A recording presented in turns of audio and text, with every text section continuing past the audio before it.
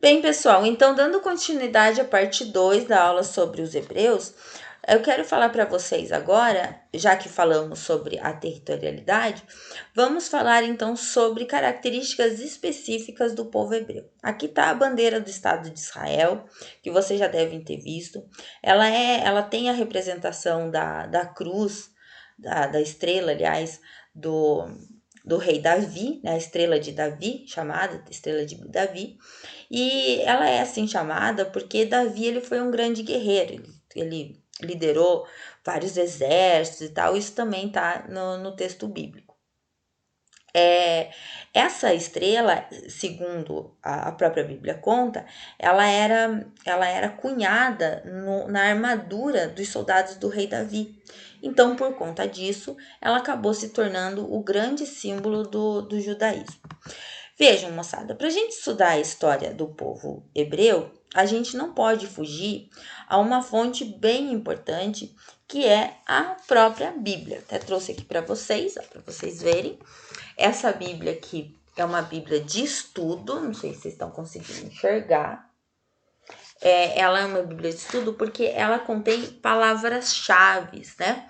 Então, tem alguns estudiosos da Bíblia como fonte histórica, e isso é importante que se diga, a Bíblia, ela não é só um texto religioso, ela é um importante texto, uma importante fonte histórica, né? Então, quando a professora indica para vocês lerem a Bíblia, como para estudar a história, eu não estou indicando o estudo da Bíblia no sentido religioso. Obviamente que a maior parte dos meus alunos, desde sempre, são cristãos, porque a gente vive numa sociedade que é majoritariamente, em maioria, cristãs, mas não significa que um não cristão não tenha que ter conhecimento do texto bíblico, porque o texto bíblico, além da questão religiosa, isso é uma coisa importante, vou perguntar na prova, além da parte religiosa, por inspiração divina ou não, ele é um texto histórico, ele é um texto que nos conta principalmente o Velho Testamento, que infelizmente não é muito estudado aí como no seu aspecto religioso. As religiões, principalmente as cristãs mais comuns, sim, católicos, evangélicos, né, os protestantes, não se dedicam tanto ao estudo do Velho Testamento quanto se dedica ao estudo do Novo Testamento. Porém, a história do Velho Testamento é a história do povo hebreu, está ali.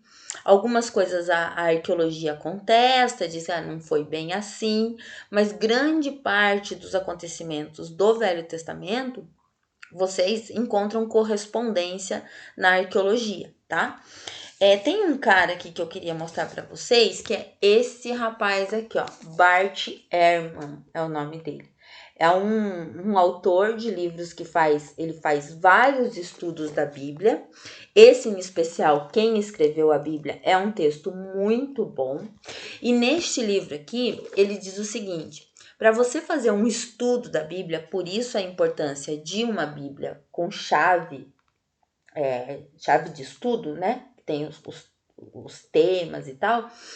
Ele diz o seguinte: para você fazer um estudo da Bíblia, ou a mesma leitura religiosa da Bíblia, ela não deve começar assim do Gênesis até o Apocalipse.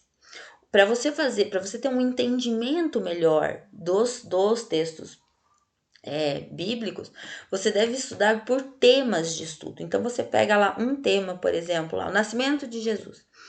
E nesse tema você vai procurando nos livros, inclusive no Velho Testamento, porque lá em Isaías, segundo algumas interpretações religiosas, o próprio Isaías vai prever o nascimento do Messias e tal, que os cristãos identificam com Jesus.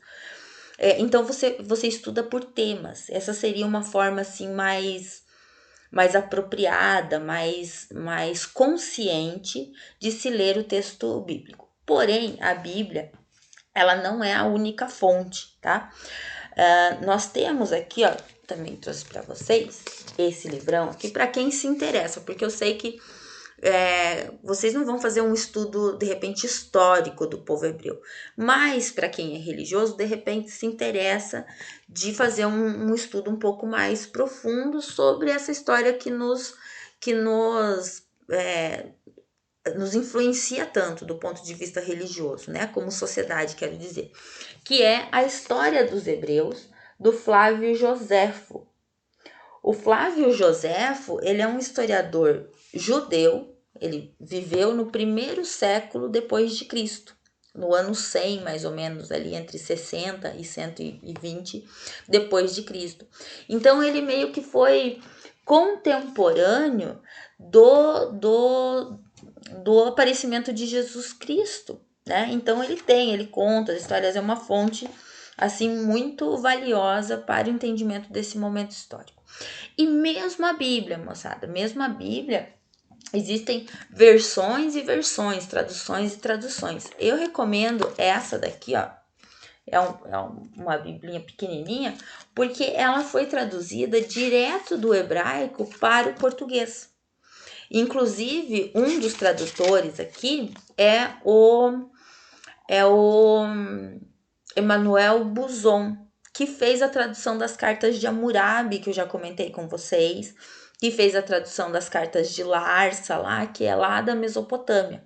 Então, ele é um cara que estuda essas línguas antigas e ele faz essa tradução.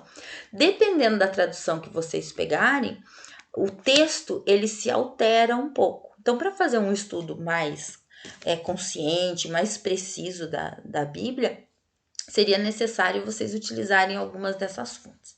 Mas vamos voltar à questão do povo hebreu aqui, né? Algumas características, então, já falei para vocês da estrela de Davi, que é um símbolo muito forte, assim, para o povo judeu. Inclusive, durante a Segunda Guerra Mundial, Hitler, como forma de perseguição, ele vai excluir o povo hebreu. Hitler, se vocês não ouviram falar de Hitler, vão ouvir falar muito dele.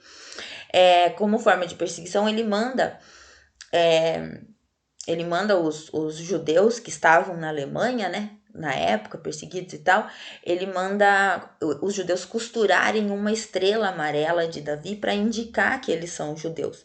Porque os judeus, eles não podiam frequentar determinados lugares, eles foram separados em guetos, em bairros específicos para judeus e tal. Isso é uma aula que daqui a pouco eu já vou gravar ela para vocês.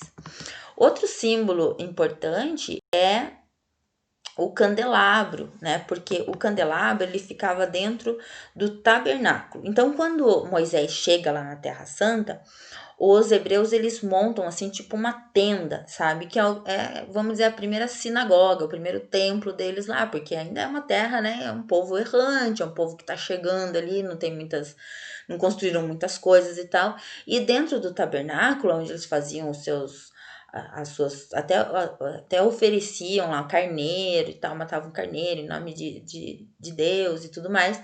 Então ficava aqui o castiçal com as velas, que tem até um nome que agora eu me esqueci do nome do castiçal. Já lembro, já falo para vocês. Os hebreus, eles também, eles seguem uma tradição muito interessante. Eles se utilizam, eles acreditam, eles têm nos seus textos sagrados, os 5 primeiros livros da Bíblia, do que a gente chama de Bíblia, eles chamam de Pentateuco, 5 temas: Gênesis, Êxodo, Levítico, Números e Deuteronômio.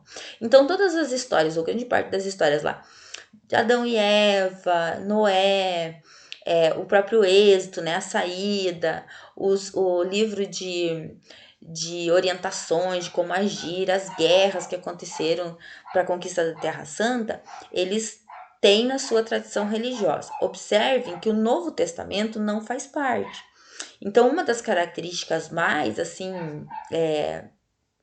mais evidentes na diferença com o cristianismo é que os povos hebreus, os judeus, eles não acreditam em Jesus como o Filho de Deus, como o Messias, como o Salvador. Eles ainda eles têm Jesus como um grande profeta, como foi Abraão, como foi lá Noé, como foram os profetas lá do Velho Testamento, mas não como o Messias, o enviado de Deus para salvar todos os homens.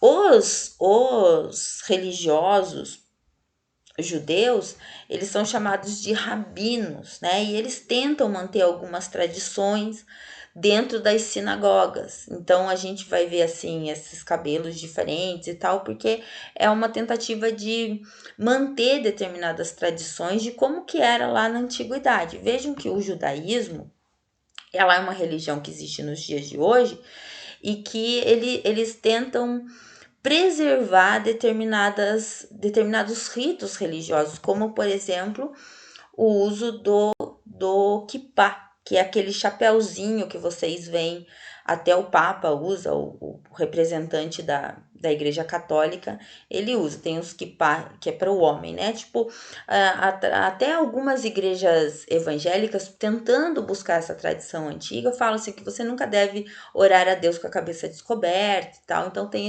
esse significado, assim. As criancinhas também, quando são criadas dentro da tradição, né?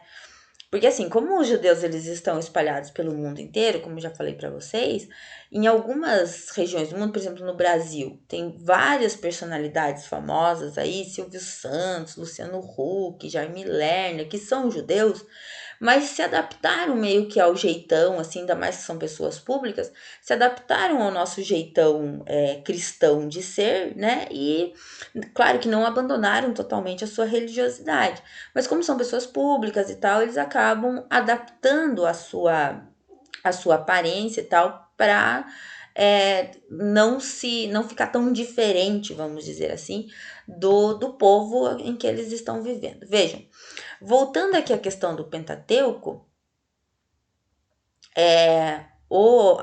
que seria o texto sagrado, né, errado dizer a Bíblia judaica, ela é interessante de dizer porque assim, nós lemos os livros assim, né, daqui para cá. A Torá, ela é que nem ela é lida aos contrários, que nem aqueles animes do Japão, sabe? Livros do Japão, né, que eles leem como se fosse para nós, assim, de trás para frente. Vale quando o texto ele é lido no hebraico original, que é uma língua que se preservou, tiveram algumas alterações ao longo da sua história, mas é uma língua que permanece preservada e a Torá, que é o nome do texto sagrado deles, como a gente chama Bíblia, o Pentateuco deles é chamado de Torá. Eles leem lá na língua original.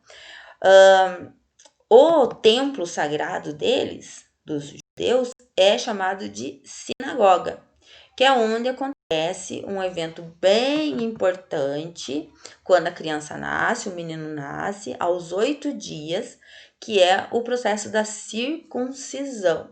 Geralmente, quando eu estou dando aula, eu explico em mais detalhes, assim, o que é a circuncisão. Mas se vocês tiverem curiosidade, não vou explicar aqui não, vai queimar meu filme. Então, vocês procuram lá na internet.